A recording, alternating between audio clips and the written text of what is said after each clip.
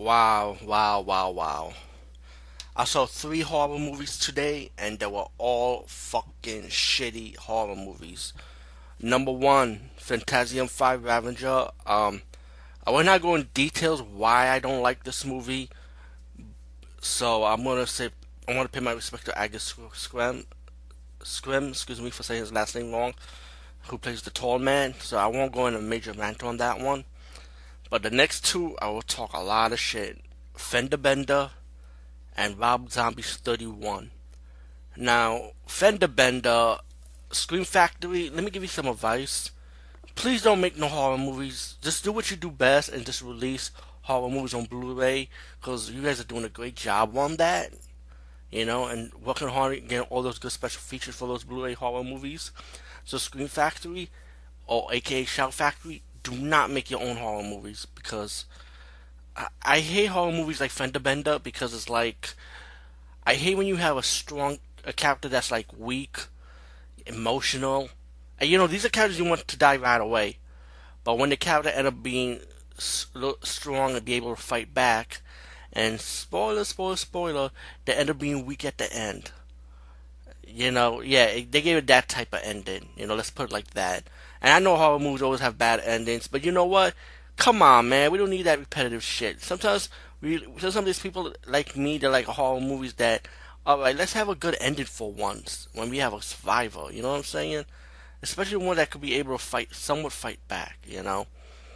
And then it just gave it's like put like this. It's like when you ready to do the money shot, but the money shot won't come out, and your chick be like, "Come on, pump it up." You know what I'm saying, guys?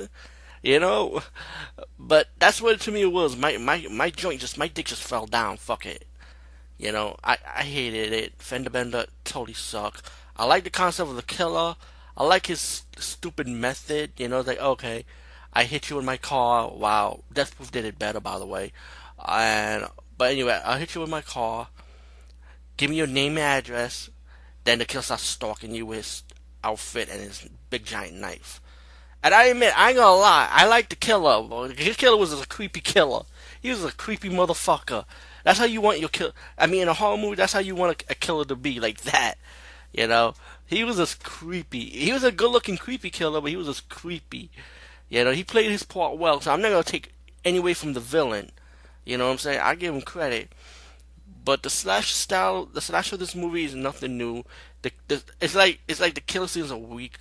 You know, but it's just like the money shot of the heroine killed it for me. And the ending killed it for me.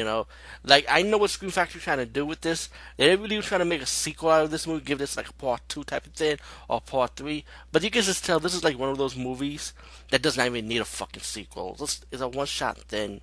Alright, stop trying to make a franchise out of something that you know is not gonna be that shouldn't be a franchise. You know? Fender Bender sucks. Now let's get to Rob Zombie's Halloween. Excuse me. Oh, my fault. Wrong bad movie. Rob Zombie's 31. Now when I heard, the concept wasn't new. Let's be real. We all knew it was gonna be killer clowns, humans dressed as clowns killing people, but it's gonna be like Running Man style. Like a battle arena to survive. We seen this shit done before, all the time. Even before the movie Running Man, we seen it done before.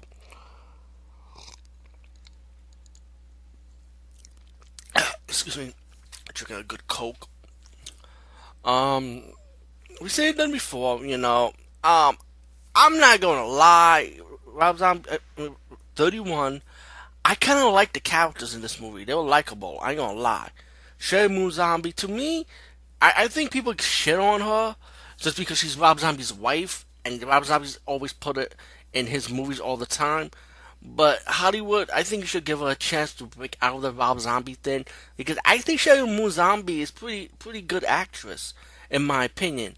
Halloween Part One with Rob Zombie in it, I think that was my favorite part of it was Sherry Moon Zombie's acting because I didn't think she had it in her, and I like her character. And if you like her how she was in I would say she was like a good version of what she played in the House of Rejects. Devil Rejects or House of 1000 Costs. Like a good version of that character instead of being a evil character. I would say that in my opinion. And there's so much fucking cursing in this fucking movie. It's ridiculous.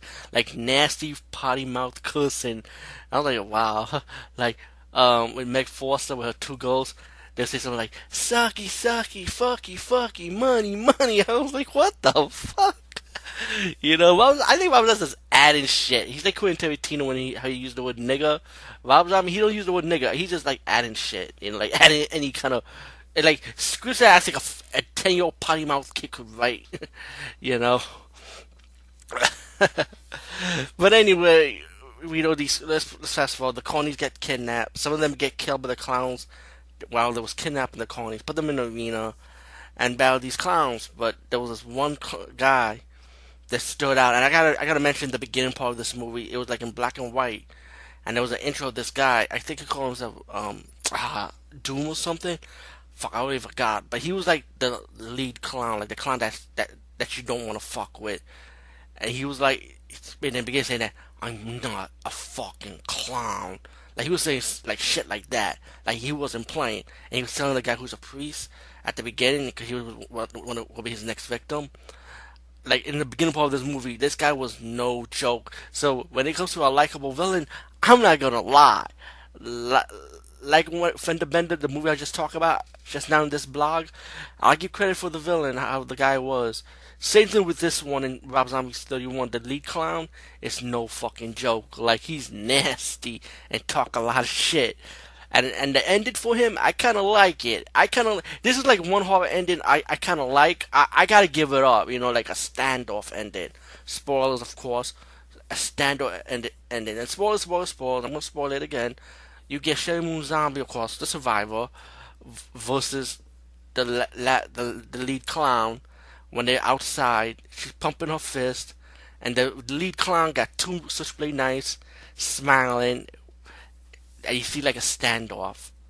You know, I kind of like that ending because it's not you're not gonna know what's happening.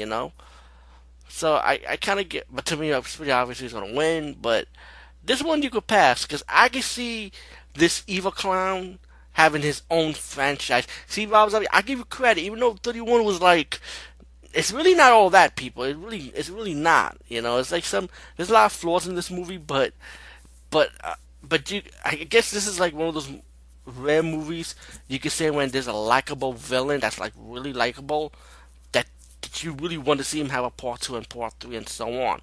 So I don't know. Rob Zombie might have something there with this particular character. So my advice to Rob Zombie: take this character, make a part two to 31, but it won't be based with this lead character killing people in the arena. It's just him gonna be killing people in general, you know. But Rob Zombie, don't direct it. Have another director do it. Let him, if you have to, if you write a script for this character, let another guy help you out the script too to amp it up. Like Adam Green, for example. That shit would be cool. So Rob Zombie got something there. So that's my thoughts and my review of Rob Zombie 31 and Fender Bender. Phantasm Ravage, I wish I could go forward with it, but I don't want to go too much in the rant mode, so I decided just to talk a little bit about it, that, you know what, it's not a movie I'm not feeling, you know, but anyway, I still want to pay respect to the guy, Angus Scrim, so I won't say in detail. Anyway, peace guys, see you later.